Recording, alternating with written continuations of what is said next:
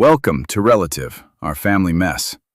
Here, I bring you the raw, unspoken stories of older men betrayed by the very families they spent a lifetime protecting, and the dark secrets hidden within the modern home. Now, here is today's story. My name is Raymond Kramer, and on the morning, I signed away 65% of everything I owned. I did it with a calm, pleasant smile on my face. The conference room sat 40 floors above the gray sprawl of Chicago. The table was a single slab of polished black marble, cold enough to fog beneath my palm. Across from me, a lawyer named Soren Williams slid a thick stack of papers in my direction and waited. The way a man waits when he already believes he has won. Beside him sat the woman I had married 3 years earlier, dabbing at perfectly dry eyes with a tissue she did not need. They expected me to fight. They had prepared for screaming, for threats, for a long and bloody war over the empire I had spent 4 decades building from nothing. Instead, I uncapped my pen, signed my name 3 times, and pushed the documents gently back across the marble. It took less than 4 minutes. They thought they had just won the lottery. What they didn't understand, what they could not possibly have understood, was that I had just handed them the rope, and they had thanked me as they tied the knot around their own necks. But I am getting ahead of myself. To understand how a 63-year-old man learned to smile while losing a fortune, you have to go back 2 weeks to a rainy Tuesday afternoon when my entire world quietly came apart. I built my company from a single rundown strip mall on the south side of the city. I was 26, broke, and stubborn enough to sleep in the back office on a cot for the first 2 years. 40 years later, my name sat on the deeds of office towers, distribution centers, and shopping plazas across 3 states. Kramer Holdings was not the largest commercial real estate firm in the Midwest, but it was one of the most respected, and every brick of it had been laid by my own 2 hands.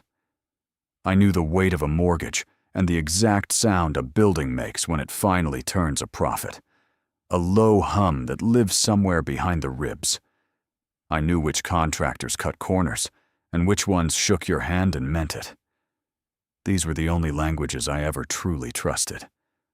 Numbers do not lie. Buildings do not betray you. People, I would learn all over again, are a different matter entirely. For 30 years, I shared that life with Ava. She wore her maiden name, Middleton, like something sacred, and she gave me a son and a quiet, steady happiness I never thought a man like me deserved. She used to wait up for me no matter how late the deals ran. 2 cups of coffee on the counter, the radio playing low. 4 years ago, a small private plane went down in a storm over Lake Michigan, and Ava went down with it. I do not have the words for what that did to me, even now. I only know that the house grew very large and very silent, that her side of the closet stayed full for almost a year because I could not bring myself to touch it, and that I began staying late at the office because an empty desk was easier to face than an empty bed. It was in that silence that I met Giselle Moran.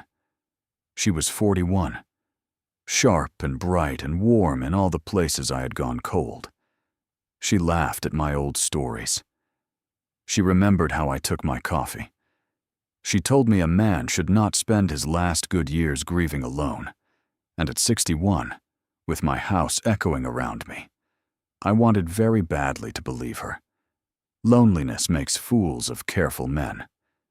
We married 18 months later, in a small ceremony my son refused to attend, and for a while I let myself believe I had been given a second chance at the kind of life Ava and I had built together. I should have known better. A man does not reach my age without learning that the most expensive mistakes are always the ones that feel, at the time, exactly like comfort. The first crack appeared in the most boring way imaginable. I was reviewing the quarterly statements for the Kramer Family Foundation, the charitable trust Ava and I had started decades earlier to fund housing for veterans and the working poor. It was the cleanest set of books I owned, or it always had been. That afternoon, with rain sheeting down the tall glass walls of my study, the numbers quietly refused to add up. There were disbursements I did not recognize, grants approved to organizations I had never heard of, signed off by the foundation's young director, a slick, smiling man named Josiah Duffy, whom Giselle had personally recommended for the job. Hundreds of thousands of dollars, moving out the door in tidy, deliberate increments, each one just small enough to slip beneath notice. The kind of theft that only works if no one is paying attention. And for the last 2 years, grieving and distracted. I had not been. I sat there a long time, listening to the rain, telling myself there was an innocent explanation. There usually is. Then I opened my laptop and began pulling the wire records myself. Line by line, the way I had done when I was 26 and could not afford an accountant. The trail did not lead where I expected. It did not lead to charity at all. It led, thread by careful thread, straight back into my own house and toward the 2 people I had trusted most in what remained of my world. The wires told a story, but stories on paper are easy to deny. I needed to see it with my own eyes. So I did what any careful man does when the numbers stop making sense. I stopped trusting the people around me and started watching them. The foundation's grant approvals all required 2 signatures, mine and the director's. For 2 years, Josiah Duffy had been forging the second line where my name should have been, and the money had been flowing into 3 nonprofits that existed only as mailing addresses and bank accounts. I traced those accounts the way you follow a leak to its source, and every one of them eventually emptied into the same place, a glossy downtown loft, leased under a shell company, and a string of charges that read like a young man's idea of paradise. Private clubs, designer boutiques, a dealer's worth of cash withdrawals at hours no honest person keeps. It was my son's life I was reading. Tate, he was 34 years old, and he had not earned an honest dollar in a decade. After Ava died, something in him curdled. He blamed me for the plane, for the storm, for the simple fact of being alive when she was not. He went down to the courthouse and legally took her maiden name, Middleton, scrubbing mine off himself like a stain. I told myself it was grief. I told myself he would come back to me in time. Instead, he sank into a world of powder and parties. And the only time he ever called was when an account ran dry. I kept paying. A father tells himself he is buying time. Mostly, he is just buying silence. That evening, I came home early, something I never did, and I heard them before I saw them. The house has a long marble hallway that carries sound the way a canyon does. From the foyer, I could hear voices in the study, low and unhurried. The voices of 2 people who believed they were alone. I should have announced myself. Instead, I stood very still in my own home, in my own shadow, and I listened. It was Giselle, and it was Tate. I will not describe what I understood in those first few seconds. A man should be allowed to keep 1 or 2 things to himself. I will only say that the woman I had married, the woman who told me not to grieve alone, was in that room with my son, and that the warmth in her voice when she spoke to him was a warmth she had never once aimed at me. Then they began to talk, and what they said was worse than anything my imagination had prepared. They were not simply betraying me, they were planning. Tate's voice, loose and arrogant, complaining that the foundation money was getting harder to move, that Duffy was getting nervous. Giselle, soothing him, telling him not to worry, that the real prize was coming. She laid it out like a woman reading a recipe. Raymond is almost ready to retire. She said, once he steps back, I file. Community property. I take half of everything. The buildings, the cash, all of it. And the rest we bleed out slow, so the old man never sees it coming. The old man. She said it the way you would say a piece of furniture you were finally throwing out. Then she laughed, and she said, the thing I have not been able to forget. She said I was a tired old workhorse who had outlived his usefulness, that I spent so much time staring at spreadsheets I would never notice my own wife and my own son dividing up my corpse while it was still warm. Tate laughed with her. My son laughed. I stood in that hallway, and I waited for the rage to come. I am a man, after all. And that is what men are supposed to feel. Most men would have walked into that room. Most men would have shouted, broken something, demanded an explanation, and given these two people exactly the chaotic, emotional scene they could later twist into evidence of an unstable husband. The rage did not come. What came instead was something colder and far more useful. A profound, almost peaceful clarity settled over me. The same clarity I feel when a complicated deal finally resolves into a single, clean number. In that moment, the 30 years I had spent loving the idea of family simply ended, and a different machine switched on in its place. Giselle was no longer my wife. She was a liability on my balance sheet. And liabilities are not screamed at. They are quietly, permanently liquidated. I did not go into the study. I turned around, walked back across the marble, and let myself out the front door as silently as I had come in. The rain had stopped. The evening air smelled of wet stone and cut grass, ordinary and clean, as if the world had not just rearranged itself entirely. In the driveway, I sat in my car and did not start the engine. I thought about Ava and what she would say.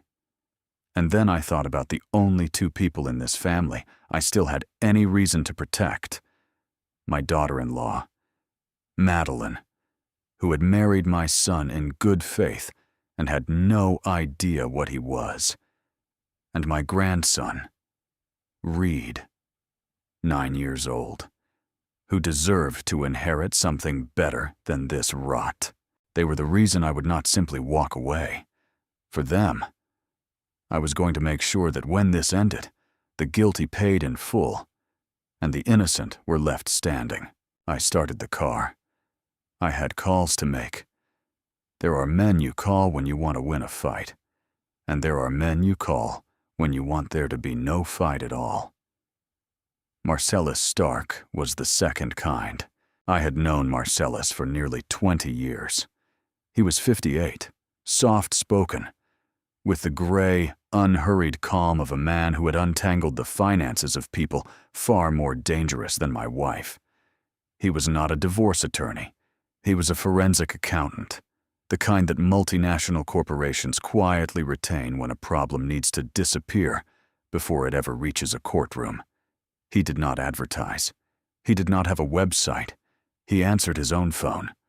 And only for the handful of people who had his private line, I drove that night to a low brick building in an industrial corridor west of the river, where the streetlights were few, and the only sound was the distant groan of freight trains. Marcellus kept an office there with no name on the door. He was waiting for me with a pot of black coffee and 2 cups, and he did not ask how I was. He simply looked at my face for a moment, nodded as if confirming something, and said, "Tell me." So I told him. All of it. The foundation, the forged signatures, the loft, my son, and then the part that was hardest to say out loud, the voices in the study, the plan to wait for my retirement and carve me apart. Marcellus listened without interrupting, without a flicker of surprise. The way a surgeon listens to a description of symptoms he has seen 100 times before. When I finished, he poured himself more coffee and asked me a single question. "What do you want, Raymond? Do you want a divorce, or do you want a reckoning?" I told him I wanted the truth first. Every dollar, every signature, every lie, mapped down to the cent.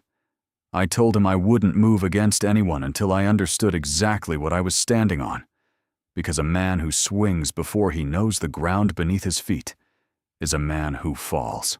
That was the right answer, and he knew it. He set down his cup and laid out what he intended to do. And listening to him, I understood for the first time the scale of what I was facing. He would conduct a total forensic audit of my marriage, not just the foundation, but everything.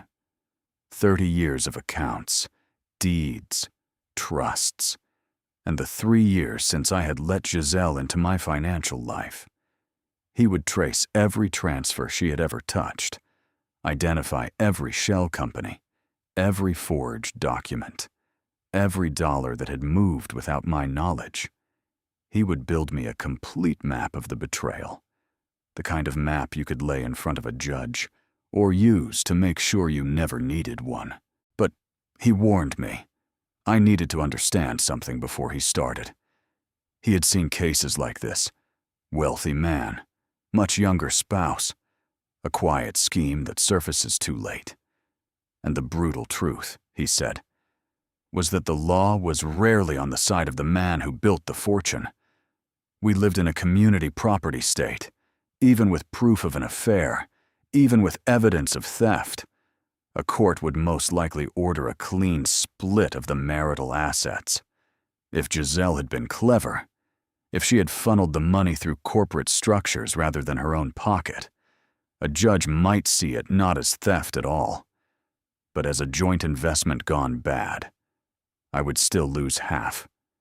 Half my buildings, half my cash, half of everything I had bled for, handed to the woman who called me a workhorse and the son who took another man's name. I sat with that for a moment. Then I told Marcellus that half was not a number I was willing to accept. I told him I refused to surrender a single brick to people who had already decided I was a corpse to be divided. There had to be another way. A mechanism to make my wealth vanish on paper while it stayed firmly in my hand. For the first time that night, Marcellus smiled. A small, dry smile. The smile of a man who has been waiting to be asked the right question. "There is a way," he said. "But it is not a divorce strategy. It is a war strategy. And it will require absolute patience and absolute silence." He told me he would need 48 hours to compile the preliminary dossier, the full picture, before we discussed the mechanism in detail. Then he asked me the question that would define everything that followed. "How long?" he said. "Until they expect you to act." I had already done the math on the drive over. Giselle and Tate had been careful, methodical. They were waiting for a trigger, some signal that my retirement was near, and they would not move until they had it. In 2 weeks, there was a family dinner I could not avoid, the kind of event where things get decided. That gave me 14 days. 14 days to go home. Sleep in the same bed as the woman plotting my ruin. Pour her coffee in the morning and smile. 14 days of playing the tired, oblivious old man they already believed me to be. 14 days to turn their own greed into the instrument of their destruction. I told Marcellus to start immediately. Then I drove home through the empty streets, rehearsing the face I would wear at breakfast. The hardest performance of my life was about to begin, and the audience could never, ever know they were watching a show. 48 hours later, exactly as promised. Marcellus called and told me to meet him in the parking structure beneath a downtown bank, 3rd level, far corner, away from the cameras. When I pulled in beside his plain gray sedan, He rolled down his window and handed me a manila folder thick as a city phone book. The complete autopsy of my marriage. I sat in my car under the buzzing fluorescent lights and opened it. And what I found was worse than I had let myself imagine. Giselle had not been skimming pocket money. She had been conducting a quiet, sophisticated dismantling of my life, and she had been doing it for the better part of 2 years. The foundation was only the surface. Marcellus had traced the charitable disbursements through Josiah Duffy's 3 phantom nonprofits and out the other side, and the destination was no longer a mystery. Some of it had gone to fund my son's appetites, but the larger share, the truly dangerous share, had been recycled into a series of anonymous shell companies, and those shell companies had quietly begun acquiring something far more valuable than cash. They had begun acquiring leverage over my buildings. This was the part that made my hands go still on the folder. Over the past 18 months, Giselle had taken out secondary loans against 3 of my most valuable commercial properties: a distribution center on the west side, an office tower near the financial district, a shopping plaza I had owned for almost 20 years. She had cross-collateralized them, pledging one against another in a web designed to be nearly impossible to unwind. And she had done it by forging my signature on the loan applications. She had been able to do this because the bankers who handled my accounts had known me for decades, and they had simply assumed that the wife of Raymond Kramer, presenting documents bearing Raymond Kramer's signature, was acting on Raymond Kramer's behalf. Why would they think otherwise? Trust, I was learning, is the most expensive asset a man owns, and I had left mine lying around unguarded. In total, Marcellus had tracked more than $2 million moved through forged signatures, phantom charities, and shell accounts. My wife was not merely unfaithful. She was, in the plainest legal terms, a criminal operating under my own roof, with my own son as her partner, and a forged version of my own name as her weapon. Marcellus let me read in silence. When I finally looked up, I asked him the question that mattered most. What happens if I take this folder to a judge tomorrow morning? He had clearly anticipated it. He turned in his seat and explained, slowly. The reason a forensic accountant was worth more to me than any lawyer. In our state, he repeated, the courts divided marital property down the middle, and they were deeply reluctant to treat financial maneuvering between spouses as criminal theft. Because Giselle had been clever enough to route everything through corporate entities and charitable structures rather than her personal accounts. A judge would very likely view that $2 million as a joint bad investment, a marriage that had simply gone sour. The forged signatures would be a problem for her. Yes, but the kind of problem that gets argued about for years and settled quietly. While I spent a fortune in legal fees and still walked away having lost half my empire. If I filed for divorce on Monday, he told me plainly, I would lose half of everything by Friday, and Giselle and Tate would walk away, bruised but victorious, with enough of my money to fund the loft, the powder, and the comfortable ruin of 2 people who had decided I was already dead. I closed the folder. I sat for a long moment watching the rain begin again on the concrete ramp outside, and I thought about that word she had used. Workhorse. A workhorse does not understand strategy. A workhorse only pulls. I told Marcellus that I had not built 40 years of work to hand half of it to a thief and an addict, so they could spend it laughing about me. I told him I needed exactly what he had hinted at in his office, a way to make my entire fortune evaporate on paper, to vanish so completely that when Giselle reached for it, she would close her hand on nothing at all. I did not want to split the pie. I wanted there to be no pie left for her to take, only a poisoned plate she would be desperate to grab. Marcellus nodded slowly. Then he said the word that would become the foundation of everything that followed. He told me the answer was a holding trust, structured under the corporate-friendly laws of another state, a fortress designed precisely to protect assets from marital disputes and civil claims. Built correctly, it would let me transfer everything I owned into a structure no divorce court could ever pierce, while I remained, on paper, a man with almost nothing. But there was a catch. He warned. And it was the most important part. Moving the assets out would only be half the work. The fortress would protect my wealth. It would not punish anyone. If I truly wanted them to pay, I would have to leave something behind in the marital estate for Giselle to claim. Something that looked like a fortune and was, in fact, a trap. I asked him what he meant. He looked at me, and in the dim light of the parking structure, his expression was almost gentle. "You do not just hide the gold, Raymond," he said. "You replace it with debt, and then you let her fight you for the right to drown in it." The next morning I went to work as though nothing had happened, because nothing, as far as anyone could see, had. I poured Giselle her coffee. I asked about her day. I let her kiss my cheek, and I did not flinch. And that small act of control told me I was ready for everything that came after. If I could stand still while she pressed her lips to my face, I could do anything. Then I went downtown and quietly began to build a fortress. The man I trusted with the architecture was Harlow Suarez, my chief corporate counsel, 47 years old, and the only person on my legal team who had been with me long enough to know that I did not ask for anything I had not already decided to do. I called Harlow into a conference room, closed the door, drew the blinds, and told him exactly what I needed. To his credit, he did not blink. He simply opened his notebook and asked how fast.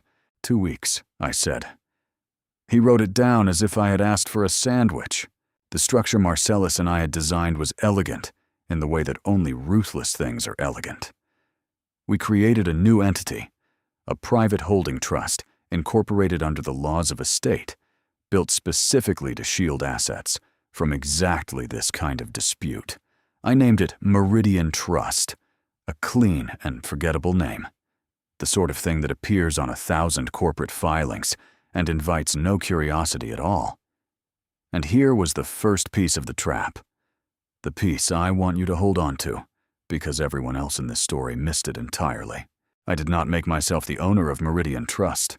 If I had simply moved my assets into a company I obviously controlled, any competent divorce attorney would have pierced it in an afternoon, arguing it was a sham designed to hide marital property. So instead, on paper, Meridian Trust belonged to no one I was visibly connected to. It was governed by an independent trustee, a discreet corporate law firm in another state, with my grandson, Reed, as the ultimate beneficiary, held in a structure so layered that following the thread back to me would take a forensic team months. I controlled it completely through mechanisms buried under attorney-client privilege. But to the outside world, to a judge, to Giselle, to her shark of a lawyer, Raymond Kramer would appear to own almost nothing at all. Over the next several days, working only in the evenings and on private servers.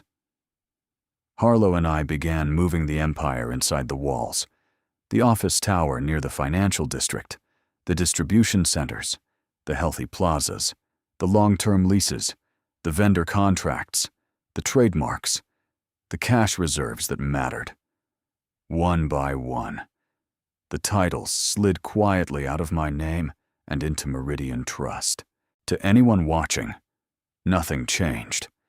The building still bore my name on the lobby directories. My employees still received the same paychecks from the same accounts. Tenants still mailed their rent to the same address. The machine ran exactly as it always had. But legally, I no longer owned any of it. I had become, in the eyes of the law, a salaried manager running an enterprise that belonged to an untouchable trust, a king who had quietly moved his treasury to a castle on the far side of the sea, leaving behind only an empty throne room for the invaders to ransack. I worked those evenings with a calm that surprised even me. There is a particular peace and precision, while the rest of the house slept. I sat in my study and read trust documents by the light of a single lamp, checking each clause the way I had once checked the load-bearing math on a foundation, because a fortress with one weak wall is not a fortress at all. Sometimes, late, I would hear Giselle's footsteps in the hall, and I would close the laptop and wait, my heart perfectly steady, until they passed. She thought I was a tired old man drifting toward retirement. She had no idea I was sealing every exit she believed she had. There was a strange grief in it. I will admit that. Each title I transferred was a building I had fought for, bled for, signed for at tables, not unlike the one where I would eventually sign her away. They were the physical record of my entire life, and I was hiding them like a man hiding heirlooms before the soldiers arrive. But grief is just energy with nowhere to go, and I had found somewhere to put it. By the end of the first week, the shield was nearly complete. The wealth Giselle and Tate believed they were about to split in half had, without either of them noticing, simply ceased to exist in any form the law could reach. On paper, I was becoming a poor man. In reality, I held everything in a fist they could not even see. But Marcellus had been right. A shield only protects. It doesn't punish. The buildings were safe now, sealed away where no court could touch them. And that was satisfying in the way that survival is satisfying. It was not, however, justice to turn this into the reckoning I wanted. I would have to do something that went against every instinct 4 decades of careful building had given me. I would have to go back into the empty estate I had just hollowed out, and I would have to fill it, deliberately and carefully, with poison. It was time to build the sword. A shield is a thing you hide behind. A sword is a thing you hand to your enemy, hilt first, and watch them swing into their own throat. The second was harder to forge because it required me to do something no man who has spent his life avoiding debt ever wants to do. I had to go borrowing. I worked with a different sort of lender for this, the kind that operates at the edges of polite finance. Private capital firms that specialize in high-risk corporate debt. Mezzanine loans with vicious interest rates and clauses written in language designed to ruin the careless. These were not the bankers who had known me for decades. These were men who asked no personal questions and cared only about collateral and covenants. Exactly what I needed. Here was the design, and I will lay it out plainly, because the beauty of it is in the simplicity. The buildings Giselle had cross-collateralized, the 3 properties she had quietly mortgaged with my forged signature, were still sitting in the marital estate. She believed they were assets, hers to claim. So I borrowed against them. Heavily. I took out millions of dollars in predatory loans secured by those exact properties and the shell companies she had so carefully constructed, and I anchored every dollar of that toxic debt directly to her structures. Then I took the cash I had borrowed and moved it, cleanly and legally, into Meridian Trust, where no divorce court would ever reach it. The money flowed out of the marital estate and into the fortress. The debt stayed behind. When Harlow ran the final numbers, my personal net worth on paper had plunged from a comfortable fortune into the deep negative. Anyone pulling my marital financials would now see a man drowning. They would see properties buried under loans, accounts hollowed by obligations, a balance sheet bleeding red from every line. They would not see Meridian Trust, because Meridian Trust did not exist anywhere with my name on it. They would see only the corpse I had carefully arranged for them to find. The loans carried something else. 2. The part that made the whole machine lethal. Clawback provisions. Tripwires written into the fine print, stating that any sudden transfer of ownership of the collateral would immediately trigger a default, and that the lenders could then seize everything at once to cover the debt. As long as I held the estate, the tripwires stayed silent.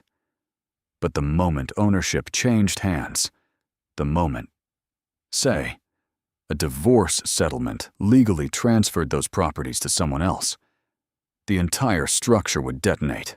I was not hiding my fortune from Giselle anymore. I was replacing it with a bomb, and wrapping the bomb in shiny paper, and waiting for her to demand it as her prize. There was one more thing I did that week, and it was the quietest and most patient act of all. I did not tell Giselle. I did not tell Tate. I am not certain I even told myself the full truth of why I was doing it. Beyond instinct. I had Marcellus assemble a second package. While he completed the audit, I asked him to set aside copies of everything that crossed a particular line. Not the marital betrayals. Those were for me. But the other things. The forged signatures on federal documents.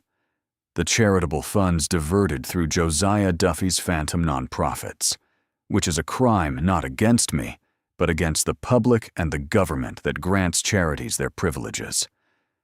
The wire transfers that crossed into territory, the federal authorities take very seriously.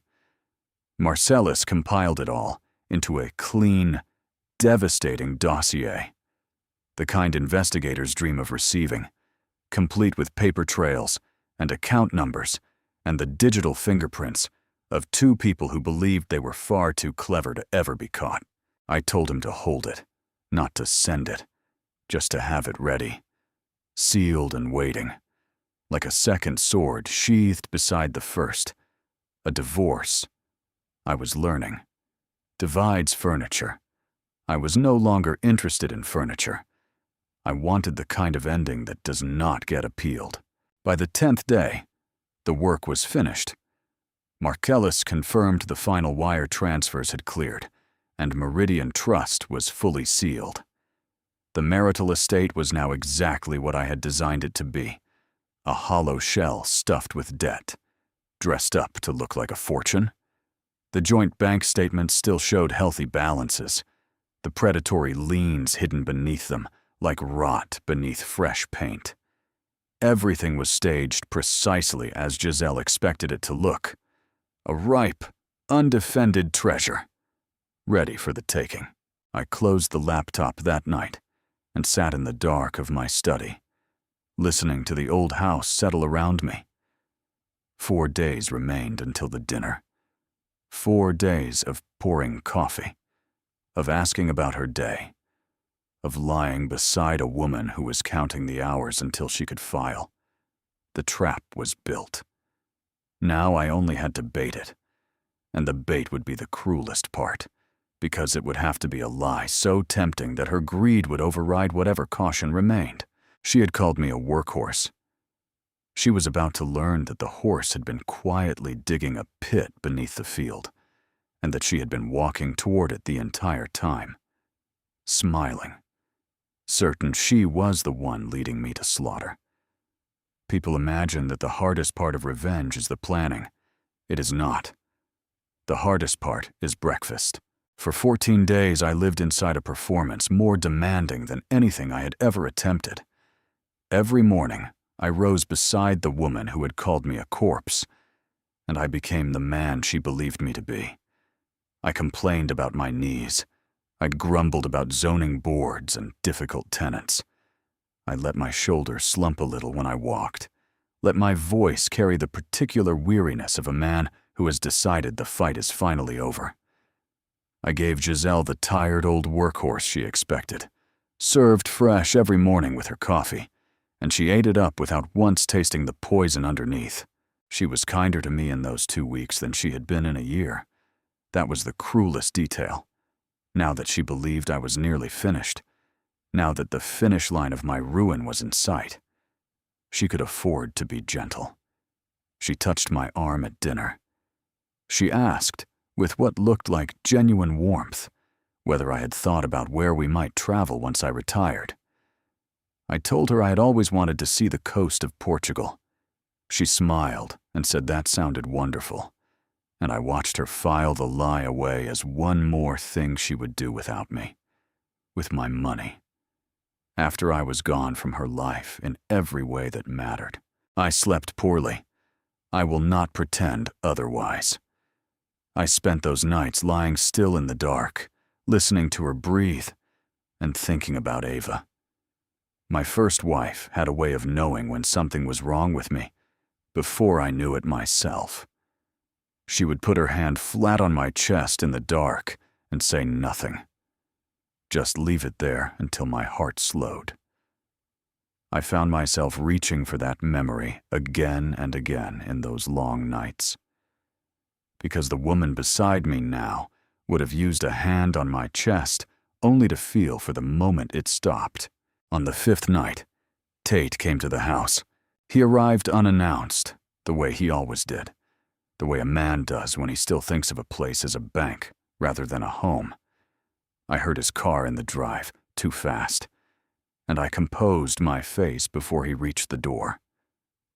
When he walked into the kitchen, I saw immediately what he had become, though I had been refusing to see it for years. My son was 34 and looked older than I did in the worst possible way. Too thin. His eyes glassy and restless, pupils wrong in the warm kitchen light. A faint tremor in the hand, he used to pour himself a drink from my cabinet without asking. The boy Ava had rocked to sleep was somewhere far inside this hollow, jittery stranger. And the powder had been eating him alive while I paid the bills that fed it. He did not embrace me. He never did anymore. But that night, flush with the secret of what was coming, he was almost affectionate. He leaned against my counter, drinking my scotch, and told me what a good father I had been. He thanked me, with a straight face, for everything I had given him. He said it the way a man thanks a building before he demolishes it. And the worst of it, the part I had to swallow whole, was that some animal part of me, some father's heart that no betrayal can fully kill, still wanted to believe he meant it. I patted his shoulder. I told him that hard work always pays off in the end, and I watched the joke land somewhere he could not feel it.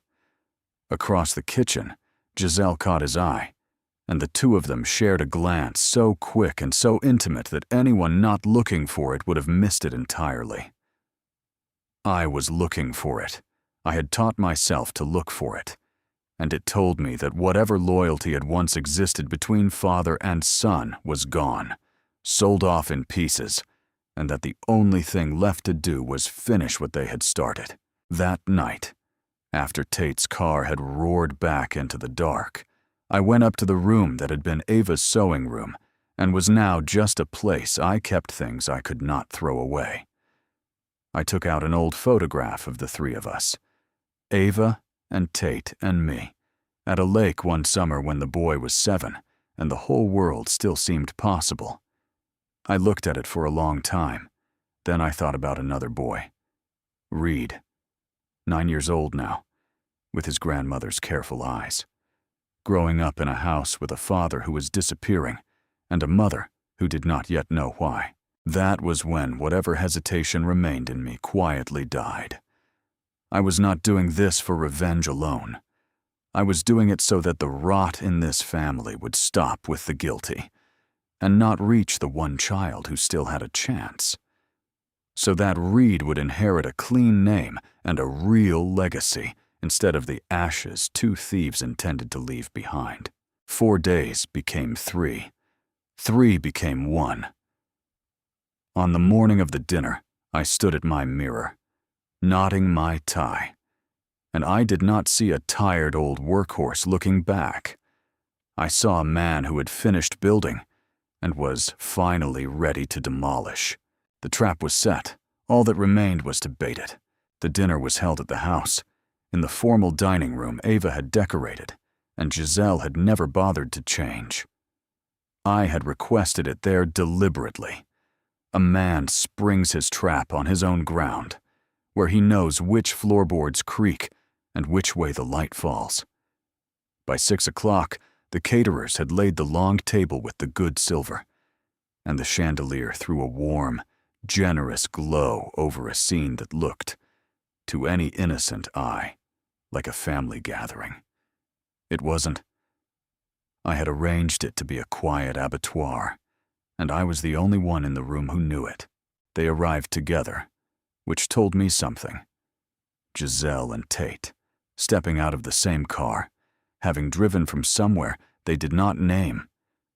She wore a deep red dress and the diamonds I had given her on our first anniversary. He wore a designer jacket that hung loose on his thinning frame, and the bright, brittle energy of a man riding a chemical high into a room full of people he intended to rob. But it was the third arrival that steadied something in me. Madeline.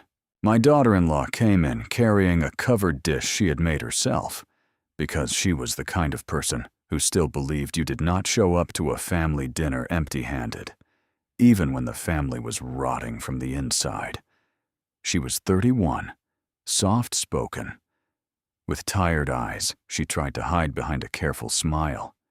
She had married my son 4 years ago, back when he could still pass for the man Ava raised, and she had spent every season since then making excuses for the late nights, the mood swings, the money that vanished. She did not know about the affair. I was certain of that. A woman does not look at her husband the way Madeline still looked at Tate, with that stubborn, fading hope, if she knows he is sharing a bed with his own stepmother. She only knew that something was wrong and that she was failing to fix it. And she had decided the failure was hers to carry. And then there was Reed. My grandson came barreling through the door ahead of his mother, 9 years old, and entirely unaware that he was the only purely good thing in the building. He ran straight to me and threw his arms around my waist, and for one moment, the performance dropped away, and I was simply a grandfather, holding the one person in this family worth holding. He had Ava's eyes. He had her way of looking at you like you were the most interesting thing in the world. He showed me a drawing he had made of a building, a tall one, with my name on the side in a child's careful letters, and he announced that he was going to build skyscrapers like me when he grew up. I told him he would build better ones. I meant it. I was, in that moment, fighting for exactly that sentence to come true. We sat. Madeline placed Reed beside her and across from his father, and the chef brought out the first course, and the theater began in earnest. I have spent 40 years reading rooms, and I read that one like a balance sheet. Giselle, seated to my left, performing the role of devoted wife with the polish of long practice, asking about my day in a voice pitched for the audience. Tate, to her side, restless, checking his phone under the table, his attention skating off everything. Madeline, working too hard to keep a normal conversation alive, asking Tate about his work, receiving clipped half-answers, her smile tightening at the edges with each one. And beneath the table, where the white cloth hung long and the candlelight did not reach, I saw it. I had not been looking for it, not consciously, but the polished surface of the table caught a small, wrong shift in Tate's posture, a slight lean, a settling. Through the reflection and the faint movement of the heavy cloth, I understood what was happening in the dark beneath us. My son's foot, stretched across the gap, resting against my wife's leg, a small, private, brazen contact, conducted 6 inches from his own wife, while Madeline leaned toward him asking, gently, whether he had been sleeping enough lately. Giselle did not pull away. She took a delicate bite of her food and let the smallest secret smile touch her mouth. And across the table, Madeline saw nothing, because love makes you blind in exactly the places betrayal hides. I felt my hand tighten on my water glass. Then I set it down, very gently, and let the rage pass through me and out the other side, the way I had trained it to. They felt invincible. They believed they were dividing a fortune and fooling a fool, that the wolves were already feasting, and the old shepherd had not even noticed the fence was down. Let them feel it, I thought.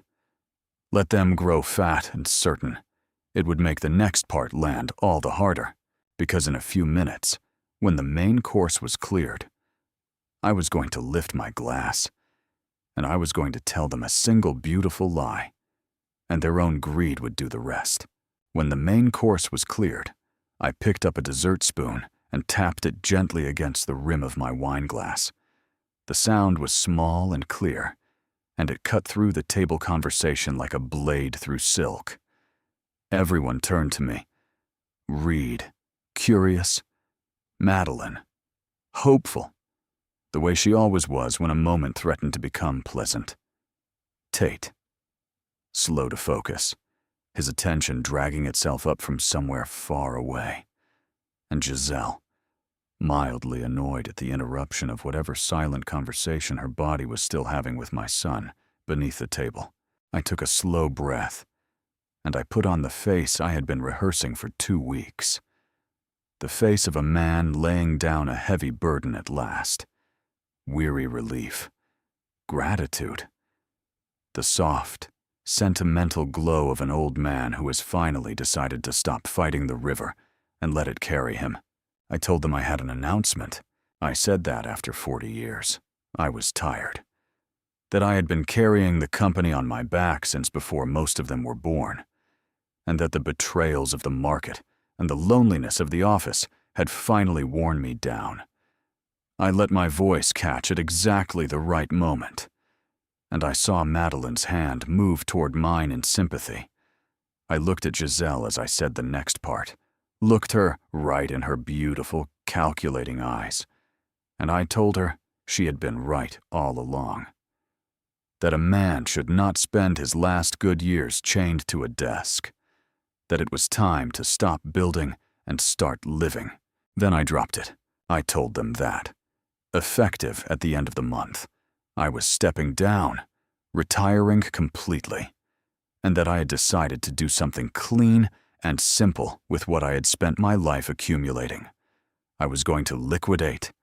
I was going to sell my controlling interest, dissolve the complicated web of holdings, and convert everything, every building, every contract, every dollar, into a single, enormous, completely liquid fund, cash and easily sold securities, tens of millions of dollars, I said, sitting in a joint account, ready to be spent on Portugal and sunsets and the long, comfortable retirement Giselle and I had supposedly been dreaming about. I painted it vividly. I described the freedom of it, the simplicity. No more tenants, no more debt, no more structures, just a clean pool of money we could draw from, however we pleased. I made it sound like the dream of every tired rich man who has decided that ownership is a burden and cash is peace. It was, of course, a complete fabrication. There was no liquidation. There was no fund. The wealth I described had already vanished into Meridian Trust weeks earlier, and what remained in the marital estate was a hollow shell wired to explode. But they did not know that. All they heard was the one sentence their greed had been waiting 2 years to hear. The entire fortune, about to be unlocked and poured into a single undefended account. The reaction was the most beautiful thing I have ever witnessed across a dinner table. Tate's hand stopped moving beneath the cloth. I watched the high drain out of his face and something far hungrier rise up to replace it. His eyes locked onto Giselle's, and for one unguarded second, The careful mask slipped completely, and I saw the raw arithmetic running behind his eyes, calculating how fast he could pull millions out of that fund and into the loft. The dealers, the bottomless hole he had become.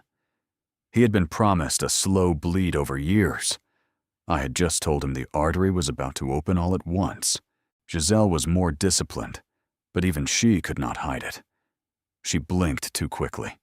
Her fingers tightened around her fork.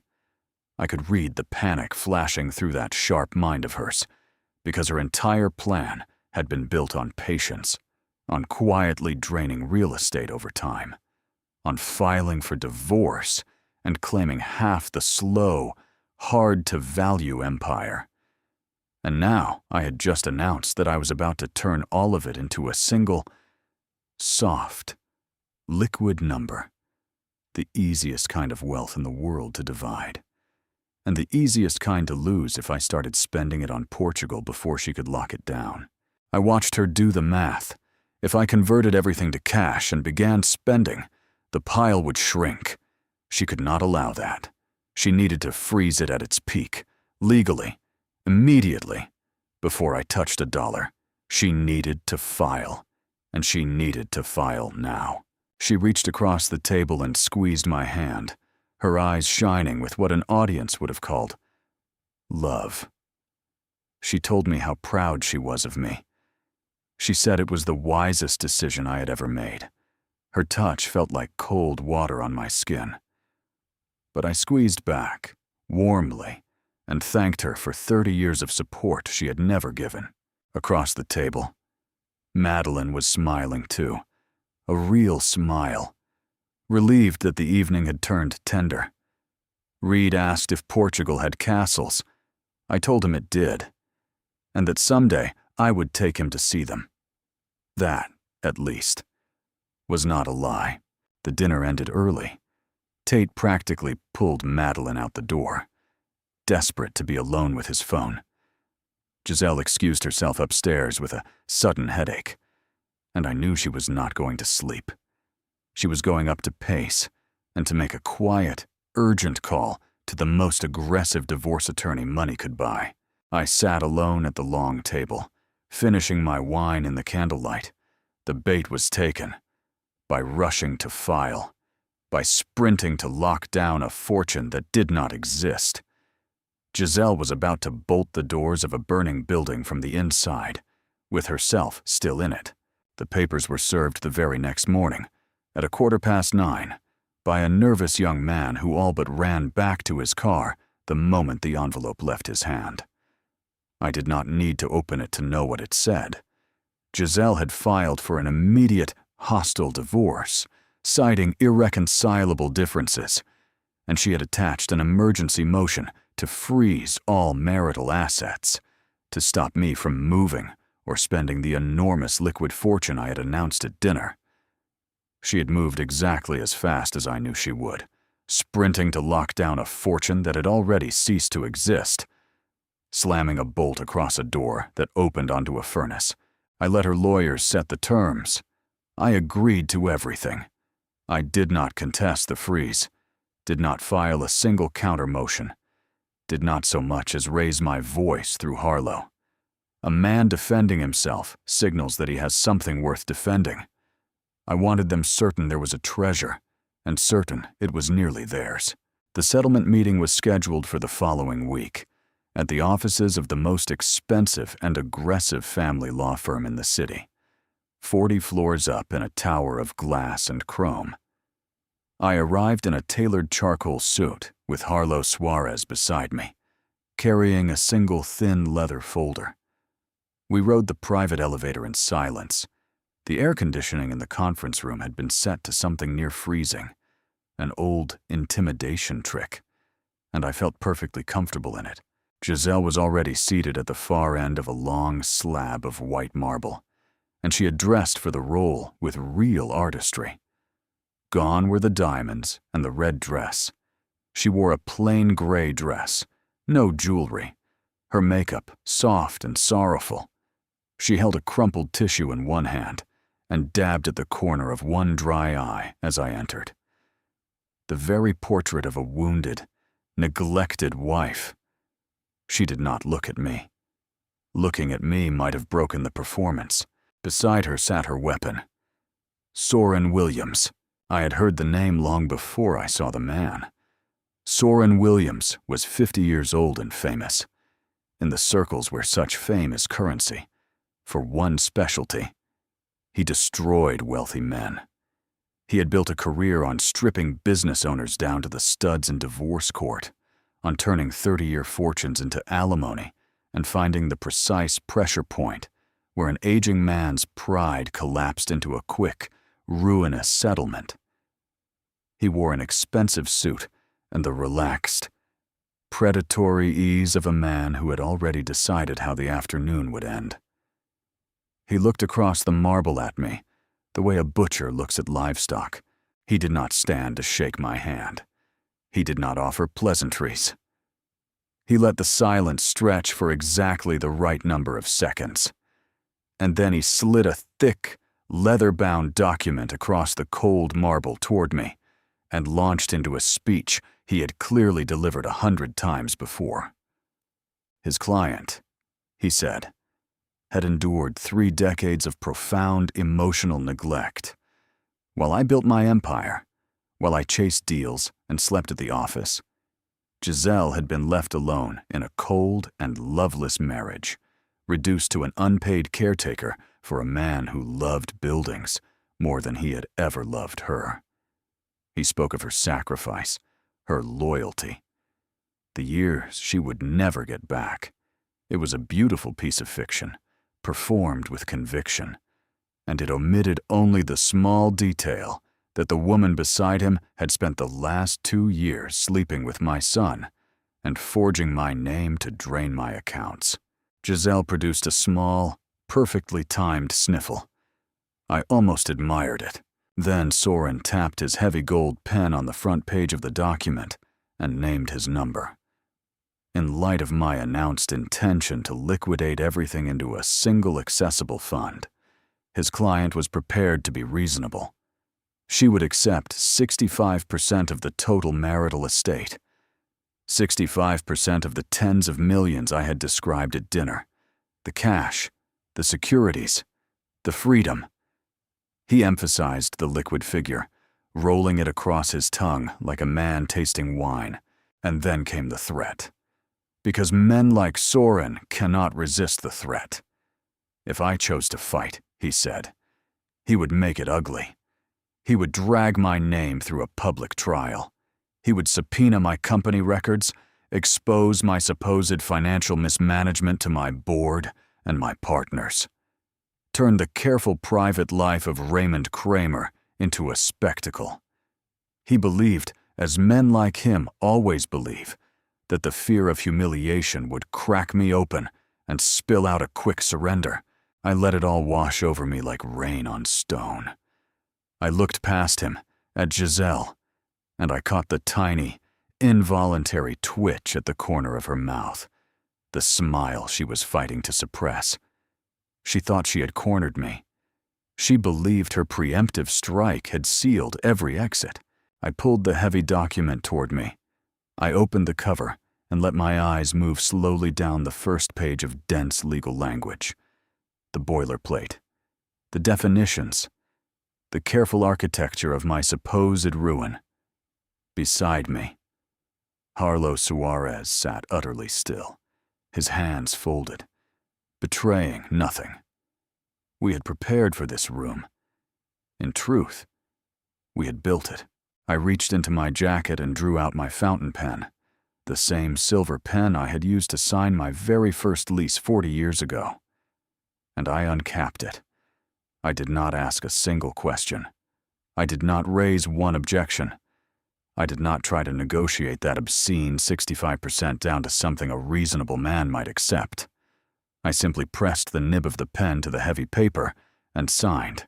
The scratch of the signature was the only sound in that freezing room. I signed the first page. I turned to the financial distribution agreement and signed the second. I turned to the final binding resolution and signed the third. Then I capped the pen, slid it back into my jacket, and pushed the fully executed documents gently across the marble towards Soren Williams. It had taken less than 4 minutes. The silence that followed was the most satisfying silence of my life. Soren stared down at the fresh ink as though it had been written in a language he did not speak. His jaw actually came open. He had walked into that room armed for a war that would last months and generate hundreds of thousands of dollars in billable hours. And instead, the old workhorse had simply surrendered the entire kingdom before his coffee had a chance to cool. Giselle dropped her tissue into her lap.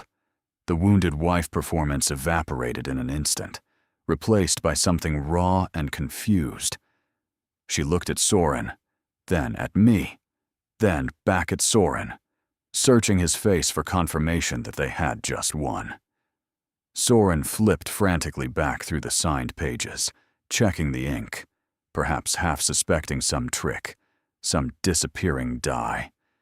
Then he looked up at me, genuinely disarmed, and asked the question he could not stop himself from asking.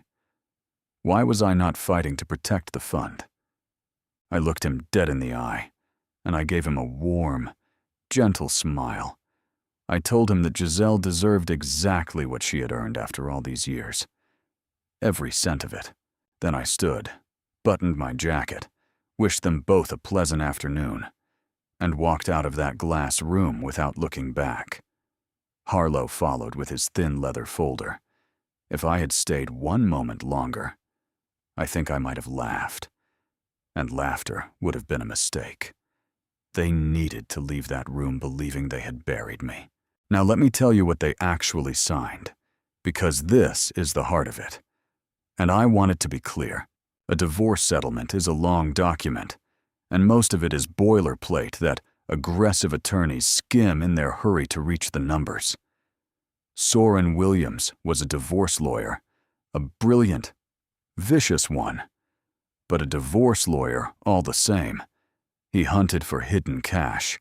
He looked for the assets a husband tries to bury, the offshore accounts, the undervalued businesses.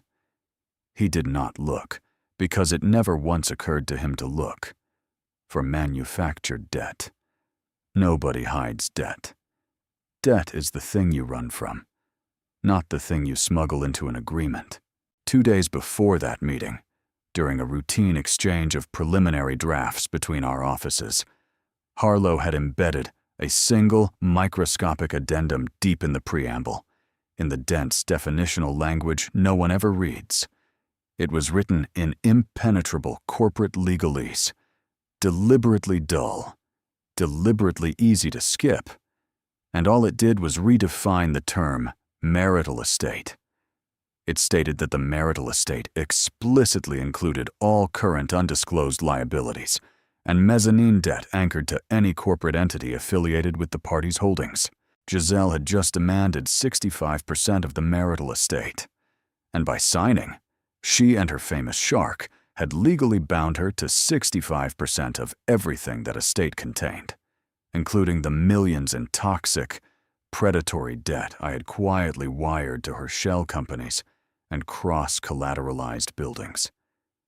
She had not won 65% of a fortune. She had accepted 65% of a bomb, because Meridian Trust had absorbed every real asset I owned. There was no fortune left in the marital estate at all. There was no liquid fund, no tower, no plaza, nothing of value. There was only the hollow shell, the empty shell companies she had built with her own forged signatures, and the $4 million in vicious mezzanine liabilities I had anchored to them. The lender's clawback provisions sat in that debt like primed charges, waiting for one specific event, a transfer of ownership. The moment Soren filed those signed papers with the court, the moment the estate legally changed hands, the transfer would trigger the default. The lenders would have the legal right to claw back everything at once. Giselle thought she was now an independent woman of means, free at last to fund my son's ruin and her own comfortable future. In reality, She had just signed a document making her personally responsible for more than $4 million of unforgivable, immediate corporate debt, owed to men who do not accept apologies or payment plans. She had wanted half of my life. I had let her take it. Hilt first. The silent adjustment was no longer a plan sketched in a dark office. It was a binding legal contract, filed and sealed and ticking. And the men who held that debt were already, quietly, beginning to count. I moved out of the estate 24 hours after the settlement was filed. I packed 3 suitcases, left the heavy brass keys on the marble kitchen island, and relocated in silence to a secure corporate apartment downtown. Giselle interpreted my quiet departure exactly as I intended her to, as the final retreat of a broken man surrendering his castle. She believed the house in the hills was hers now, free and clear. A trophy proving she had outsmarted the old fool and won. What she did not know was that I had left the perimeter cameras running. I watched her arrive 3 days later, on a bright Thursday morning, on a screen in my new study. She did not come alone. She swept up the long gravel drive in her luxury sedan, trailed by 2 commercial vans belonging to the most expensive residential design firm in the city. She wore a crisp white suit and carried a thick leather portfolio fat with renovation plans. I knew without being told what those plans contained. She intended to gut the house, to tear out the walls Ava had chosen, to erase every trace of the life I had built there and remake it into something for herself and my son.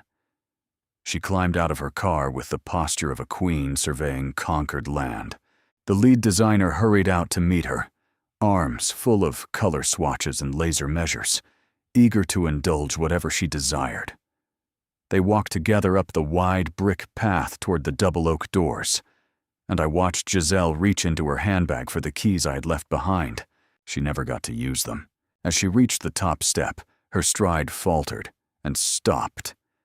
A heavy industrial chain was wound through the brass door handles, locked tight with a titanium padlock the size of a fist. Taped to the polished wood at eye level was a bright orange notice on waterproof cardstock, the kind of document that does not invite discussion. The designers crowded behind her, murmuring. Giselle went red, and I could read the assumption forming on her face, even through the camera, the certainty that this was some petty, jealous trick. The old man locking her out of her own house out of spite.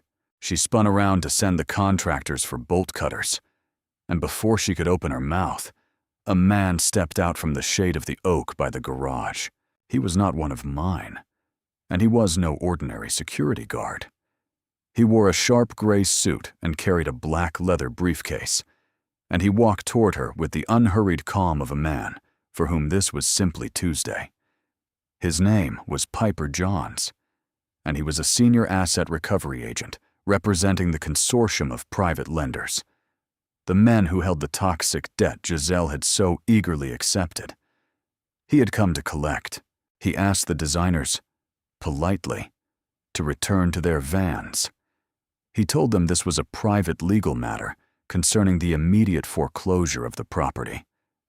Giselle laughed at him, a sharp, ugly bark of disbelief, and informed him that she was the sole legal owner of the estate, that she had just won it in a divorce, and that she would have him arrested for trespassing if he did not remove the chains at once. Piper Johns did not flinch. He opened his briefcase and drew out a certified copy of the very settlement she had signed across the marble, and he pointed, with one finger, to the microscopic addendum buried in the preamble. Then he produced the master deed and explained her situation with the gentle precision of a man who has delivered this news many times. The mansion, he told her, had been heavily leveraged as collateral for commercial loans tied to her shell companies, long before the divorce, when she signed the settlement claiming 65% of all assets and all liabilities. She had accepted ownership of that debt, and the moment ownership of the property legally transferred to her, a default covenant in the loan agreement had triggered automatically. The lenders had exercised their right to seize the collateral. The orange notice on the door was not a warning. It was a notice of immediate foreclosure and total seizure. I watched her face drain from red to gray. She stammered that the house was worth millions, that she owned the equity. Piper Johns shook his head and handed her one final page, an amortization schedule showing the predatory interest, the daily penalties, the full weight of the debt. The total now exceeded the market value of the house itself. There was no equity. There was nothing to claim. She did not own a mansion. She owned 65% of a negative number and a bill that grew larger every hour. He advised her to vacate the bank-owned premises before he was forced to call the authorities. Then he stepped back to wait. The designers were already retreating to their vans, sensing correctly that there was no money to be made here and no house left to renovate. They reversed down the long drive and were gone, leaving Giselle alone on the front steps in her white suit, clutching a portfolio of renovations for a house she would never enter again. She reached out and touched the orange notice, as if her fingers could make it untrue. Then her legs gave way beneath her, and she sat down hard on the bottom step of the grand entrance she had schemed her whole life to claim. I clicked the camera feed dark. My pulse never changed. The first charge had detonated exactly on schedule, and her financial spine had just snapped clean. But I was not finished. Not nearly. Because somewhere across the city, the same poison was already seeping into my son's veins, and soon there would be nothing left for either of them to do but turn on each other. The same morning, Giselle sat broken on the steps of a house that was no longer hers. The second charge went off across town, in a glass office where my son and his accomplice had been quietly feeding off the foundation Ava and I built to help the poor. Josiah Duffy discovered it the way these men always do. By clicking a button he had clicked 1,000 times before and watching it fail. He had logged into the foundation's primary banking portal to move another tidy sum out through one of his phantom nonprofits, a routine theft, the kind he had grown lazy and confident performing. Instead of the usual confirmation, the screen returned a single line of red text: account frozen, access denied. He refreshed it. He tried again. The same red text. I have always found it telling. The moment a comfortable thief first realizes the floor is gone. Duffy, I am told, sat very still for a long minute. And then he picked up the phone and called the senior banker who handled the foundation's accounts, expecting the usual deference, the apologies, the quick technical fix. The banker's name was Addison Schneider, 50 years old. And she answered in a voice made of ice. She did not apologize. She informed Josiah Duffy, calmly, that the foundation's accounts and every linked entity, including his 3 nonprofits, had been frozen by order of a consortium of creditors and were now the subject of an active review. The funds he was trying to move were no longer available. They had been swept that very morning to cover the first installment of a defaulted commercial debt that the linked shell companies could not pay.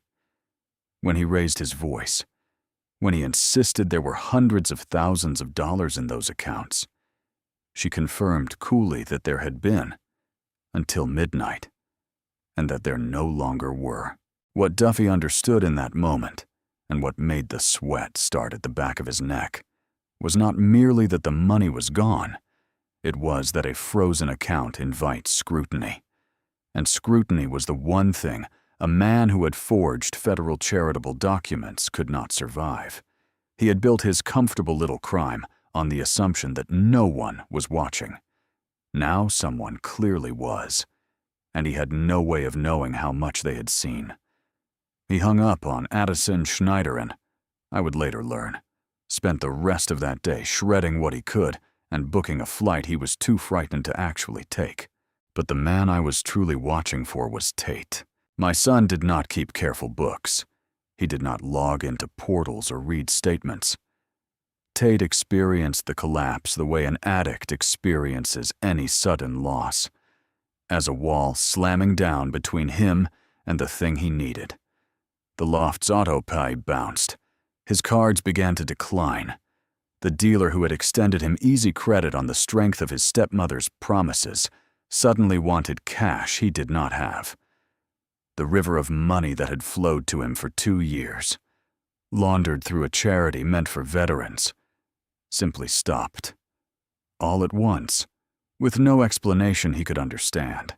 I want to be honest about what I felt, watching this part unfold through Marcellus's quiet reports. I did not feel triumph. Tate was still my son, still the boy at the lake in that photograph, and the powder had hollowed him into something that could be steered by his appetites alone.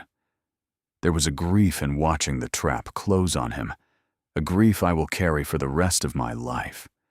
But grief and resolve are not enemies. A man can mourn what his son became, and still refuse to let that son destroy an innocent woman and a 9-year-old boy. I had wept for Tate years ago, privately, in the room that had been Ava's. What remained now was only the cold work of finishing. The panic moved through them like current through water. Giselle, homeless and reeling, would soon realize that the lover she had thrown her life away for was just as broke and exposed as she was. Tate, cut off and frightened, would soon realize that the woman who had promised him an empire could not even keep a roof over her own head. Josiah Duffy would realize that the only thing worse than losing the money was the question of who had taken it. And why? I had not needed to confront any of them. I had not needed to shout, or accuse, or grab anyone by the wrist. I had simply removed the thing that held them together, the money, and let them discover, separately and in their own time, that without it, they were not partners or lovers at all. They were 3 drowning people who had been clinging to the same plank, and the plank was gone. Marcellus called me that evening with a single dry observation. "They are about to find out," he said, "how much they actually trust each other." I poured myself a glass of water and looked out at the lights of the city. He was right. The most reliable thing about people who betray together is that they'll, eventually, betray each other. All I had to do now was make certain there was a camera pointed at the right room when they did. So I made one more call. I had a surveillance specialist I trusted, a former military intelligence officer named Angelo Murillo, and it was time to put him to work.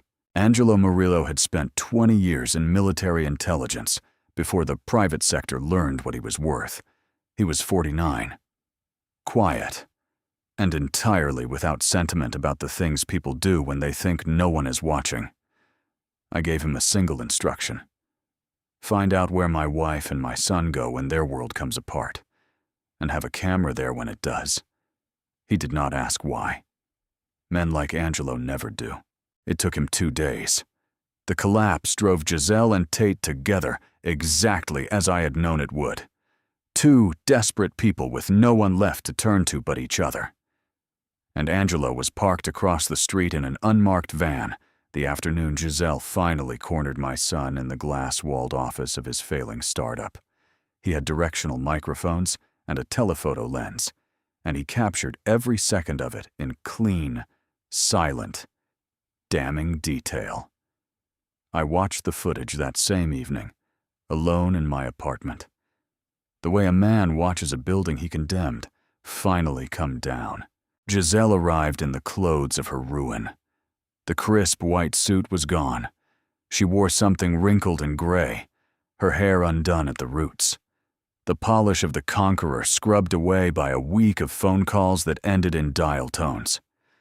She had come to Tate the way the drowning come to anything that floats, certain that he, at least, still had something. His company. His investors. The money she had funneled into his accounts. She believed there was still a fortune somewhere in his orbit. And she had come to demand her share of it. She found a graveyard. The office behind the glass was already half empty. Desks cleared. The energy of a place that has stopped paying its people. And she found Tate at the center of it, thin and shaking, his eyes wrong, riding the jagged edge between a high and the terror underneath it. I could not hear the words through Angelo's silent footage, but I didn't need to. I had read this scene in 1,000 negotiations. Giselle, pacing, her hands cutting the air, demanding. Tate, slumped at his desk, shaking his head, then standing, then shouting. She had come for rescue and found a man more ruined than herself, and the discovery turned her desperation to rage. She gestured at the empty office, at him, her face twisting into something cruel. I have watched enough people to read a lip, and I am fairly certain that somewhere in there, she called him exactly what he was. A weak, broke parasite she had thrown away 30 years for. That was the thing that broke him.